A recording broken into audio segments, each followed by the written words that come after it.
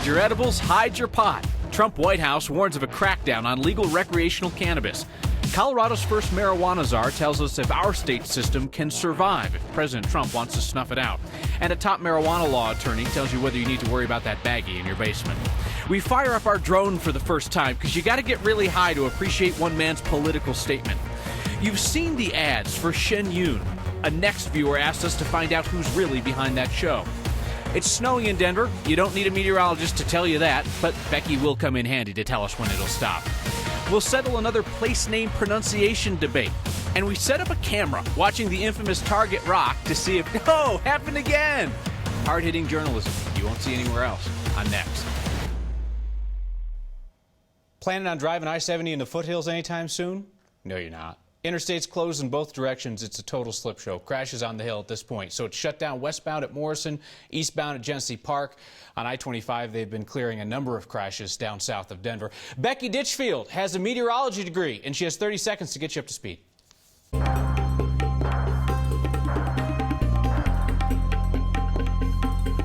All right, here you go. It's temperatures we haven't seen since the beginning of this month. Snow we haven't seen since the middle of January. The heaviest bands are now south of the city. They're going to continue to move to the south as the night goes on, but will get significantly lighter as well. There's a look at those heavy snow bands, dark blue colors again, just south of Denver. We're going to see this snow continue to get lighter. The bulk has already fallen.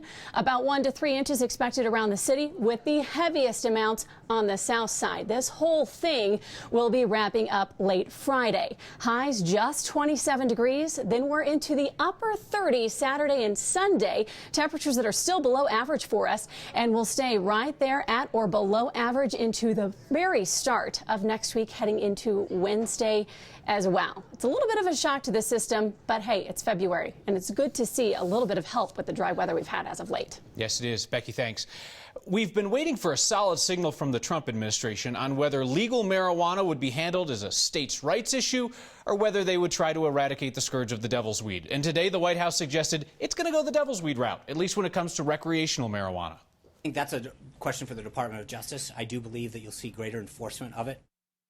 The Justice Department could not provide us any immediate new guidance today. The man who set up Colorado's regulatory system for legal marijuana says they prepared for this day when a conservative administration might signal a crackdown. Andrew Freeman says it's not clear that the White House truly is signaling a policy change here, and he thinks they still might be convinced to make this a states' rights issue. This is, to me, a place where laboratories of democracy are supposed to work, right? We're supposed to figure out how to handle these issues from state to state and see if a regulated system works or doesn't work. The marijuana industry group in Colorado suggested this afternoon that the administration should be focusing its money and efforts fighting illegal drug cartels.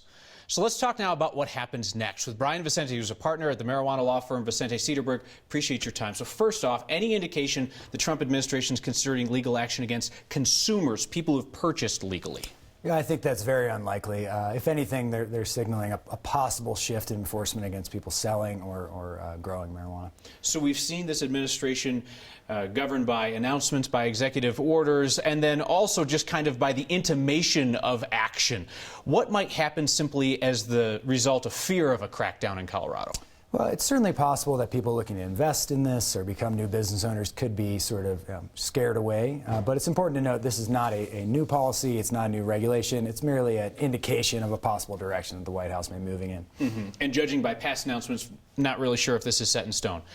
I'm guessing you got a lot of phone calls today from clients. What are you advising them, people who have staked their livelihoods and their futures on this new business? Sure, there are thousands of small business owners in Colorado, and we're really telling them to just focus on being compliant, focusing them on paying every bit of their taxes, and really just be good neighbors. I mean, these are folks that have produced about 20,000 new jobs just in this industry. This is a $1.3 billion industry now in Colorado, and we want to make sure it stays here, so I think really focusing on being good business owners is the way to do that.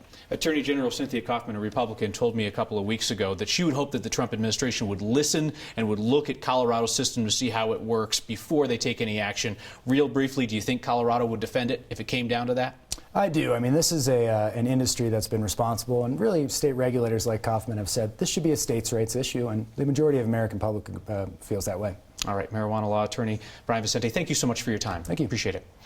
So when we highlighted the issue of how to rescue dogs trapped in hot cars, We weren't trying to get a law passed, but it's looking more and more likely that that's actually going to happen. Began with one dog stuck in a hot car because its owner thought this was cool on a very hot day. I did not break the window, but today at the state capitol, legislators took the first step to make it okay if I did. The bill passed its first hearing 11-0. It would make it okay to break a car window if you see a kid or a dog overheating inside, so long as you first make an effort to find the driver, call police, and then stick around for law enforcement once you break that window. And if giving us leeway to save an overheating child or pet is not incentive enough, the sponsors of the bill are adding a physical challenge. Representative Janal and I are intending to do a hot car challenge ourselves when the bill actually goes into effect. Hopefully this bill will also raise awareness of this issue where people really don't realize that how quickly the temperature escalates in a hot vehicle situation. There was one exception added to this legislation. If you see a police canine in a police car, step back. You cannot break that window. If you fly in or out of Denver anytime soon, you might be able to see a huge display of support for President Donald Trump. Politics guy Brandon Rittiman takes us out near Lyman to check out what we are pretty sure is the biggest political sign in the entire state. To the untrained eye, this looks like just a bunch of dirt sitting here on Doug Kane's ranch, but these dark strips of dirt actually spell out a message. It's just too big to see from here. The letters are 800 feet wide and approximately 800 feet long. It's so big, Doug himself hasn't seen the whole thing he spelled out. It's a mile long. A mile-long Trump. A mile-long Trump. So is this the Trump mile then? Yeah, there you go. We had to get a look at this thing. So we drove out into the field and launched the drone. Even from up above the wind turbines, it was hard to get the whole thing in frame, but eventually we got it. There it is, in all its glory, the mile-wide Trump. It looks really nice. You were a little worried you might have had a typo? Or misspelled or something. No misspellings and pretty clean to read, considering he eyeballed the thing. A lot of newer tractors have GPS systems that could spell out something like this. I have an old tractor. It don't do that. My son come out and stepped it off, and I just drove the tractor to wherever he was standing. So he paced it? He paced it. How many paces? A lot. Doug says he did this for a couple reasons. He wants to show that even though Colorado voted for Hillary last fall, President Trump has supporters out on the Eastern Plains. Also, he knows he can see his land from the airplane when he flies out of Denver's airport. And he's got high hopes, maybe a little too high for that. Let me get this straight. You're not telling me you think that like some Hillary voter is going to be up in the airplane, see your sign, and change their mind about politics? They might. They might. They should. I'm expecting to see it on Twitter or Facebook or something already. What did you call it? Tweeter? What? They're laughing at you. I know it. You're going to catch hell for this for months, you know. Whatever. It's worth it. Doug's got a big sign and equally big dreams. He lights up at the idea Air Force One might buzz his ranch. They can even land if they're in Marine One. I'll buy him a beer. I'd love to shake his hand. Your move, Mr. President. But we have to land now. Dang drone ran out of batteries. For Next, I'm Brandon Rittiman. Doug says it took him about 2 hours to plow the sign into the field. He figures he'll leave it up for a couple more months before he has to prep the rest of the field. So side note, I know everybody knows somebody who has a drone, but that was the very first time that 9 News has used our drone for a story. It's taken a long time to jump through all the hoops that the FAA has for drones for news usage, but expect to see a bit more of it around here. So this really is a Thursday throwback, but does anybody remember the mailbox that next got moved? This was right after we went on the air in August. The mailbox was bolted right in the middle of a sidewalk in Denver. A number of viewers with disabilities said there's no way that is compliant with the law. We called the post office and they moved it right there, an inch away from a townhome at the same intersection, 16th and Gilpin.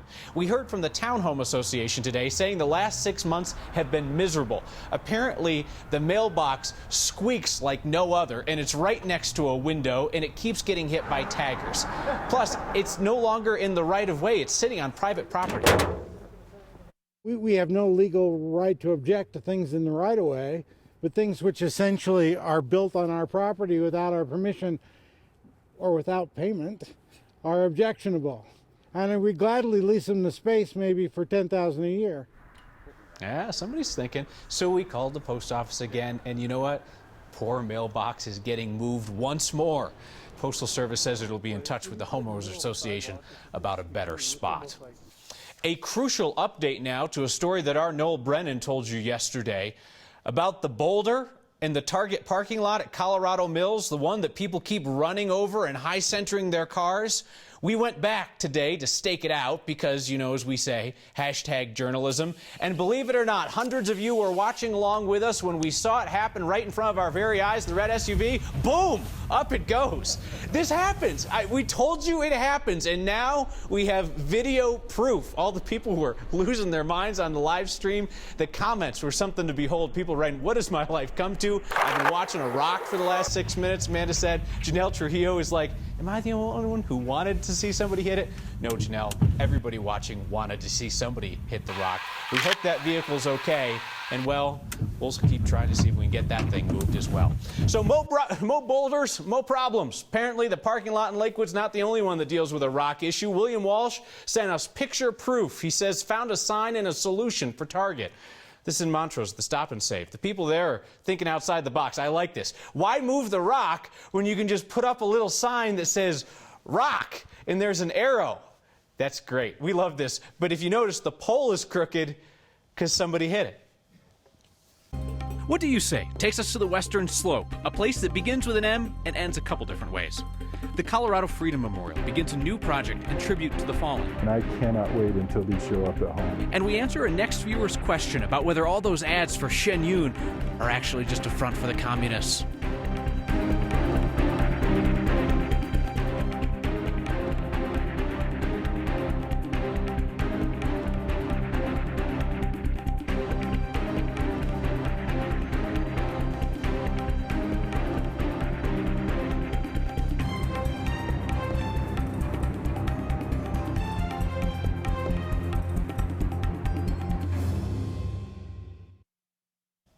All right, let's play. What do you say? This time, city on the west side of the state, just north of Telluride, starts with an M.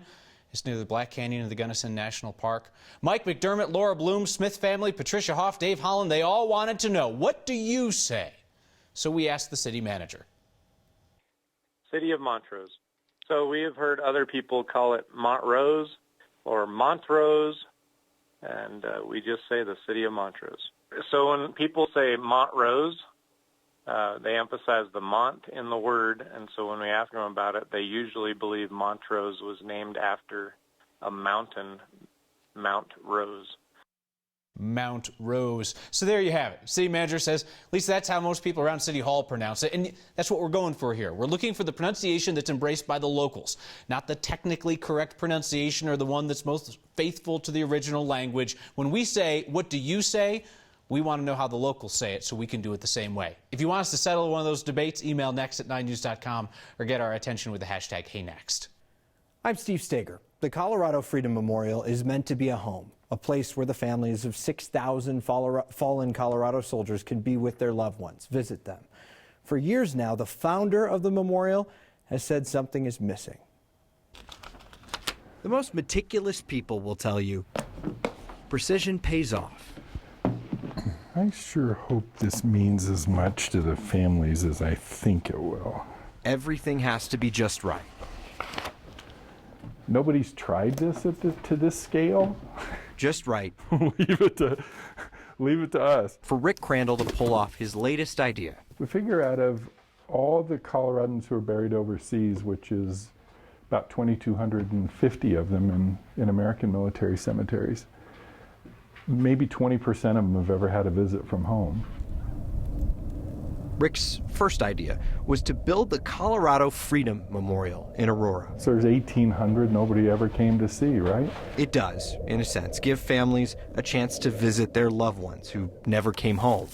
But Rick says something's been missing. So how do you make that easier for families who can't get there? Maybe you try to bring a little bit of that here. Colorado soldiers are buried in foreign soil in 8 overseas countries. All right, Cambridge. Now Rick is trying to bring soil from a cemetery in each country back to the memorial. Cambridge in England, Florence in Italy, Henri Chapelle in Belgium, Luxembourg American Military Cemetery, the Netherlands American Military Cemetery. And cemeteries in North Africa and the Philippines. It seems simple enough. It isn't. The USDA requires that any soil brought into the states, you have to apply for a permit. The permit is just part of the process. Rick and his wife have to send each cemetery a cooler. This is Cambridge American Cemetery. They ship the cooler back to the USDA, and if everything checks out, it comes back here to Colorado. And I cannot wait until these show up at home. I cannot wait.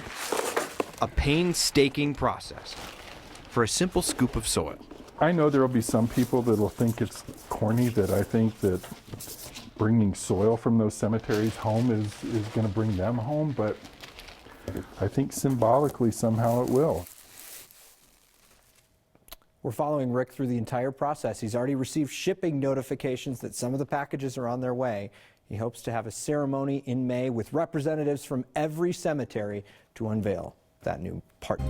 Throwback Thursday observations about old 9 News promos. They were kind of trippy, and people didn't wear shirts. All kinds of colorful apparel in those promos for Shen Yun, but one viewer wonders if it isn't a cover for something red. He's talking about communists. It's actually a very interesting story, and it's next.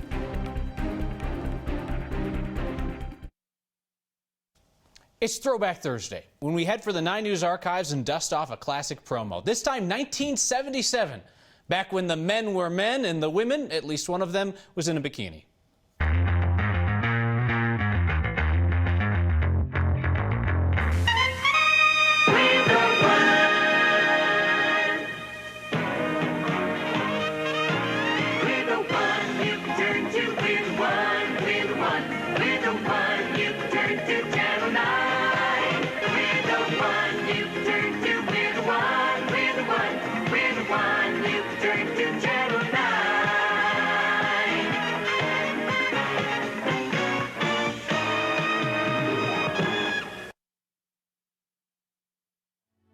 Our next question comes from a viewer named Larry. For months, we've seen a very costly advertising campaign for the Chinese show Shen Yun.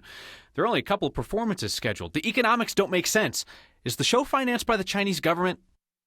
Actually, quite the opposite, Larry. The Chinese government warns Americans not to go see Shen Yun, calls it propaganda from the religious cult Falun Gong, which has been the target of the Chinese government since the late 1990s. Now, practitioners of Falun Gong obviously don't care for the term cult, but they will acknowledge the show's anti-communist overtones. There's a Colorado chapter of Falun Gong adherents who are presenting the shows next month in Denver. Just a moment ago, heard from Attorney General Cynthia Kaufman about the White House's statement today about cracking down on legal recreational marijuana. Our Attorney General saying the comments from the White House are so general it's impossible to discern the action they're going to take until the Department of Justice has an official position. Can't court a chart of action for Colorado. So that's very interesting from our Attorney General. Back with your feedback, including one very pretty piece.